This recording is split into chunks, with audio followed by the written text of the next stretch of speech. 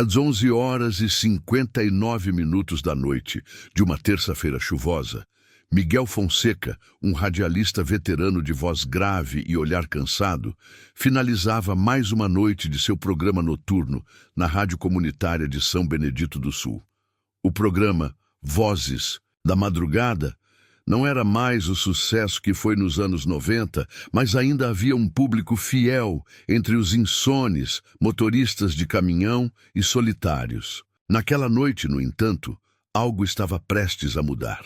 Quando Miguel desligou os microfones e começou a arquivar os arquivos do programa, percebeu que uma das frequências do painel de transmissão, a 108.6 FM, piscava sozinha, como se alguém estivesse tentando acessar.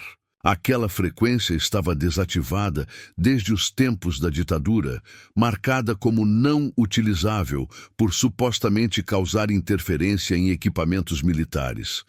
Ele nunca ousou mexer nela, mas naquela noite, algo dentro dele, uma inquietação, antiga, talvez alimentada por culpa ou nostalgia, o fez girar o botão lentamente. Assim que a frequência foi ativada, a estática preencheu a sala, como uma respiração ofegante atravessando décadas. De repente, uma voz feminina, baixa, melancólica, surgiu no meio do ruído. Ela dizia: "Se alguém estiver ouvindo, me encontre na Ponte Velha, antes que o tempo se feche." O estúdio ficou gelado. Miguel congelou. A voz parecia conhecer algo sobre ele, sobre o passado, sobre um lugar que ele havia prometido nunca mais mencionar. A Ponte Velha.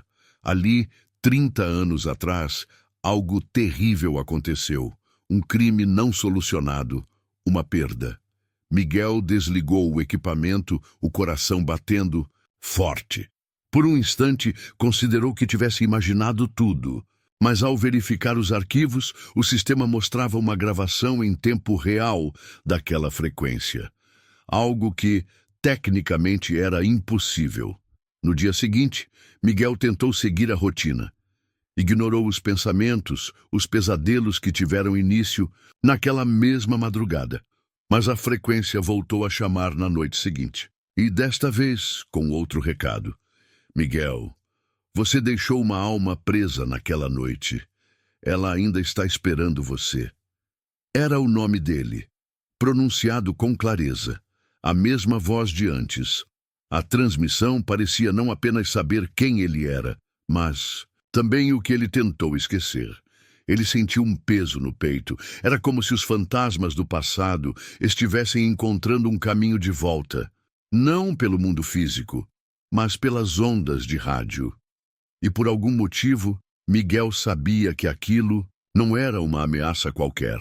Era um acerto de contas, um chamado e talvez uma maldição que voltava para ser finalmente ouvida.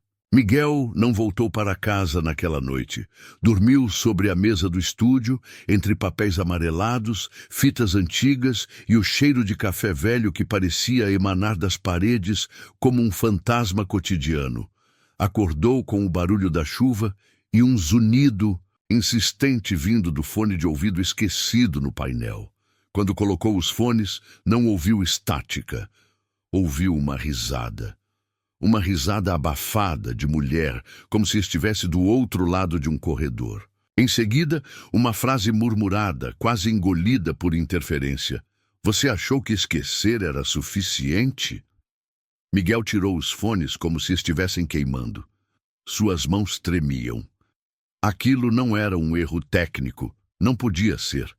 A frequência, 108.6, não estava conectada a nenhum transmissor conhecido. Ele mesmo havia desligado todos os canais auxiliares da rádio. E mesmo assim, as vozes continuavam. Tentando encontrar sentido, Miguel começou a vasculhar os arquivos da rádio. Em meio às fitas de programas antigos, encontrou um rolo de gravação datado de 1993, o ano em que Mariana desapareceu. Mariana de Oliveira, jovem estagiária da rádio, doce, sonhadora e envolvida com ele. Miguel nunca admitira isso publicamente. Na época, disseram que ela sumiu após uma briga com os pais. Mas Miguel sabia mais. e aquele rolo lacrado e sem etiqueta parecia pulsar em suas mãos. Quando tocou a fita, ouviu a voz de Mariana lendo uma carta, provavelmente gravada sem saber que seria usada. Ela dizia: Miguel, se você ouvir isso, saiba que eu fui até a ponte, como combinamos. Mas há algo errado lá. Algo me observa. Algo que não quer que eu vá embora. O coração de Miguel disparou. Ele se lembrava daquela noite. Tinha prometido encontrá-la na ponte, mas não foi. Por medo, por vergonha, por covardia. No dia seguinte, ela desapareceu. Ninguém nunca mais a viu, e agora, 30 anos depois, a voz dela estava de volta. Mas não era apenas uma gravação. Era como se Mariana ainda estivesse tentando falar com ele, através das ondas que cortavam o silêncio da madrugada. A cada nova noite, a frequência 108.6 transmitia fragmentos de conversas, sussurros, sons que pareciam vir do fundo de um poço. Testemunhos de pessoas que nunca deram entrevistas. Confissões que ninguém gravou. Miguel começou a ouvir nomes esquecidos, detalhes de crimes antigos, como se a frequência estivesse conectada a uma rede de vozes mortas, vozes que a justiça nunca alcançou. E então veio a pior parte. Uma nova transmissão às 0006 com uma voz masculina. Miguel Fonseca, você sabe onde ela está? Você cavou o buraco? Você tapou com as próprias mãos? Miguel caiu da cadeira. Aquilo era mentira. Era impossível. Mas uma imagem surgiu. Como um flash enterrado pela culpa, ele, bêbado, correndo pela estrada de terra, a ponte, o som de um grito e o escuro. Algo havia acontecido naquela noite que ele bloqueou completamente. Agora, as transmissões estavam reconstruindo sua memória e talvez exigindo justiça ou vingança. A cidade parecia menor naquela madrugada.